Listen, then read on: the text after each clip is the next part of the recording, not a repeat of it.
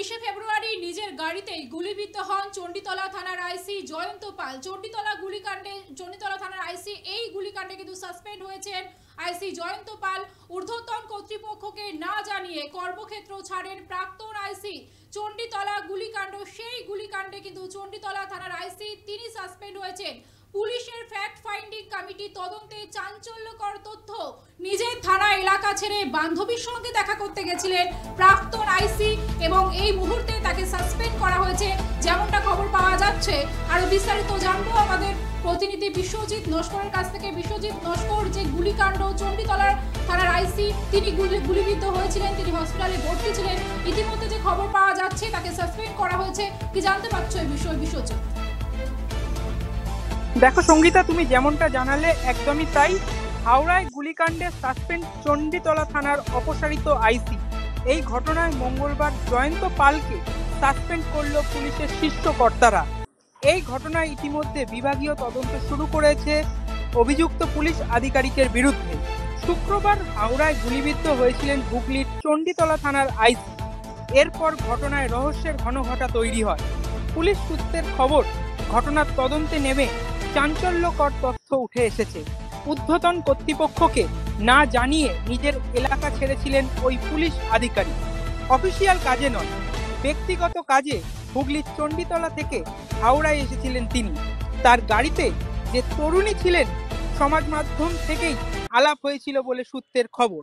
এমনকি এর আগেও বেশ কয়েকবার ওই তরুণীকে নিয়ে গাড়িতে করে বেরিয়েছিলেন বলে জানা গিয়েছে।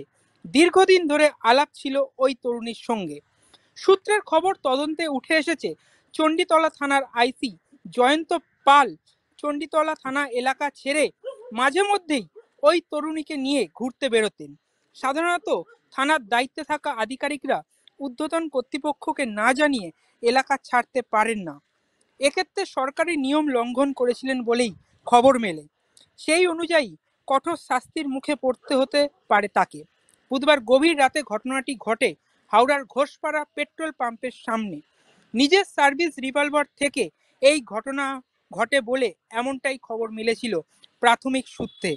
সঙ্গীতা, এই ঘটনায় কিন্তু একটি দেশি পিস্তল পাওয়া গেছে এবং যেমনটা জানা যাচ্ছে সেখান থেকে কিন্তু গুলিবিদ্ধ হয়েছিলেন তিনি, এমনটা খবর পাওয়া যাচ্ছে। তাহলে সেই দেশি পিস্তলটাও আসলো কোথা থেকে, সেটা নিয়ে একটা প্রশ্ন উঠছে এবং এ বিষয়ে কি আরো তদন্ত চলছে, কি জানা যাচ্ছে? ইতিমধ্যে তদন্ত তো চলছিল, সেই তদন্ত প্রক্রিয়াতে কি পাওয়া যাচ্ছে বিশ্বজিৎ? সঙ্গীতা, একদমই এই ঘটনায় ব্যাপক চাঞ্চল্য ছড়ায়, রহস্য ঘনীভূত হয় এই গুলিকাণ্ডে। এমনকি ঘটনার সময় ওই পুলিশ আধিকারিকের সঙ্গে ছিলেন এক মহিলা। স্থানীয় পুলিশ সূত্রে জানা গিয়েছে আহত পুলিশ আধিকারিকের নাম জয়ন্ত পাল, তার হাতেও গুলি লেগেছিল। ঘটনার সময় তার সঙ্গে থাকা ওই মহিলার চোখে মুখেও রক্ত ছড়িয়ে পড়ে এবং যেমনটা জানা যাচ্ছে বুধবার গভীর রাতে ঘটনাটি ঘটে হাওড়ার ঘোষপাড়া পেট্রোল পাম্পের সামনে এবং নিজের সার্ভিস রিভলভার থেকেই এই ঘটনা ঘটে বলে এমনটাই খবর মিলেছিল প্রাথমিক সূত্রে। সঙ্গীতা, ধন্যবাদ বিশ্বজিৎ। অর্থাৎ রহস্যময়ীর সঙ্গে দেখা করতে কি হাওড়ায় গিয়েছিলেন হুগলি চণ্ডীতলা থানার আইসি জয়ন্ত পাল। সেই রহস্যময়ী বান্ধবীর বয়ানের ভিত্তিতে কিন্তু এই প্রশ্ন উঠছে বারংবার। ইতিমধ্যেই গুলিকাণ্ডে ব্যবহৃত সেই পিস্তলটিও উদ্ধার করেছে পুলিশ। হাওড়া সিটি পুলিশের আধিকারিকেরা জানাচ্ছেন যে হাওড়ার ঘটনায় পুলিশ অফিসারের যে সার্ভিস রিভলভার, সেই সার্ভিস রিভলভারটি ব্যবহার করা হয়নি, ব্যবহার করা হয়েছিল একটি দেশি পিস্তল। সেটি ঘটনাস্থল থেকে 8 কিলোমিটার দূরে একটি পুকুর থেকে উদ্ধার হয়েছিল এমনটাই কিন্তু মনে করা হচ্ছে।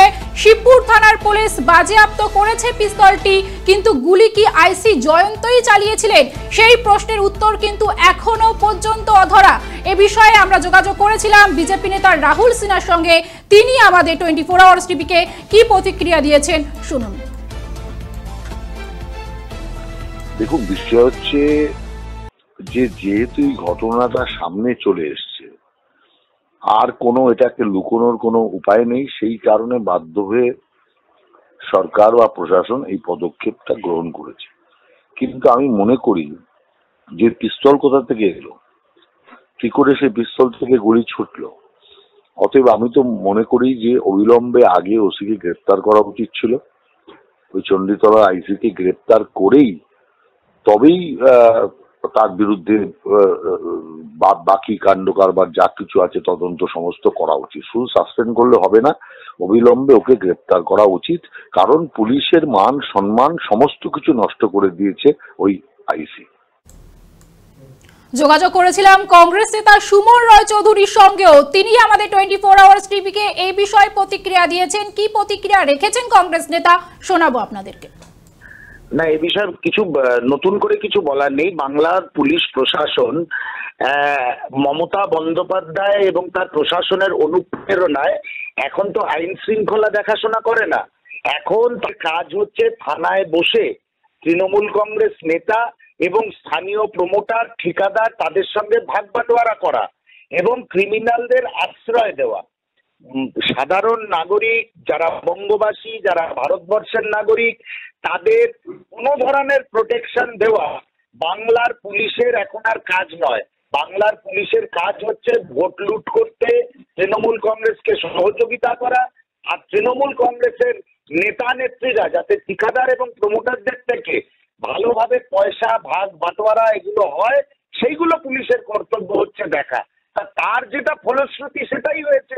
সে বান্ধবীর সঙ্গে দেখা করতে গেছে, ওদিকে গুলি চলেছে। এটা নিয়ে আমরা অবাক নই।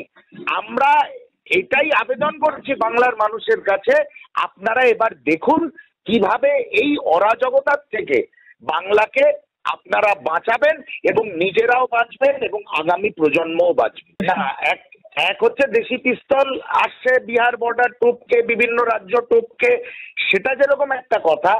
আপনারা সংবাদ মাধ্যম ভালো করে খোঁজ নিলে দেখবেন, ওই আমরা একটা সময় বলতাম না বিহারের মুঙ্গের, সিওয়ান, এগুলো হচ্ছে দেশি পিস্তল ম্যানুফ্যাকচারিং এর একদম স্বর্গরাজ্য। এখন বাংলাতেও বিভিন্ন জায়গায় আপনারা যদি ভালো করে তদন্ত করেন দেখবেন দেশি পিস্তল এবং বিভিন্ন ধরনের অস্ত্র শস্ত্র এই বাংলার শাসক দলের অনুপ্রেরণায় ব্যাঙের ছাতার মতন গজিয়ে উঠেছে। সেই জন্য খুঁজে পাওয়া অবাক করার মতন কোনো ঘটনা নয়। বাংলা আস্তে আস্তে আমরা যাদের দিকে আগে আঙুল তুলতাম সেই সব রাজ্যের মতন আস্তে আস্তে নিজের ইমেজ তৈরি করছে। নিজের গাড়িতেই গুলিবিদ্ধ হন হুগলি চণ্ডীতলা থানার আইসি, সেই সময় সুকান্ত মজুমদার, তিনি এই বিষয়ে মন্তব্য রেখেছিলেন। সেই মন্তব্য আবারও আপনাদের শোনাবো।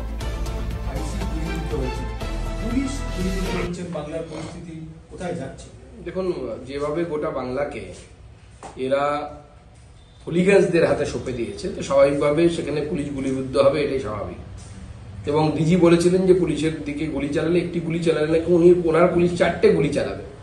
তো আমি তো দেখলাম একটা এনকাউন্টারেই তো পশ্চিমবঙ্গ পুলিশের হাওয়া বেরিয়ে গেল, পাংচার হয়ে গেল। ডিজির কথা আর দাম থাকলো না। চণ্ডীতলা থানার ওসি যদি গুলিবিদ্ধ হন তাহলে 4টে গুলি চালানোর কথা ছিল। তো ওসি কি একটিও গুলি চালিয়েছে?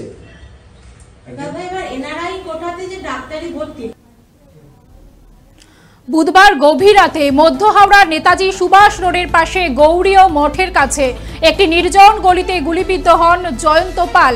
আইসির বাঁ হাতে গুলি লেগেছিল, পরে তাকে হাওড়ার একটি বেসরকারি হাসপাতালে ভর্তি করানো হয় এবং জয়ন্ত পাল তাকে হাসপাতালে ভর্তি করিয়েছিলেন তার সঙ্গেই থাকা এক যুবতী এবং আরও 3 জন।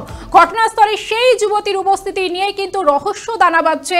আপাতত সুস্থ হয়েছেন হুগলির চণ্ডীতলার প্রাক্তন আইসি জয়ন্ত পাল। তবে এই গুলিকাণ্ডে পুলিশের ফ্যাক্ট ফাইন্ডিং কমিটি তদন্তের প্রেক্ষিতে কিন্তু সাসপেন্ড করা হয়েছে চণ্ডীতলার আইসি জয়ন্ত পালকে। এই খবরের দিকে আমাদের অবশ্যই নজর থাকবে। ততক্ষণ দেখতে থাকুন 24 আওয়ার্স টিভি, সবার পাশে সব সময়।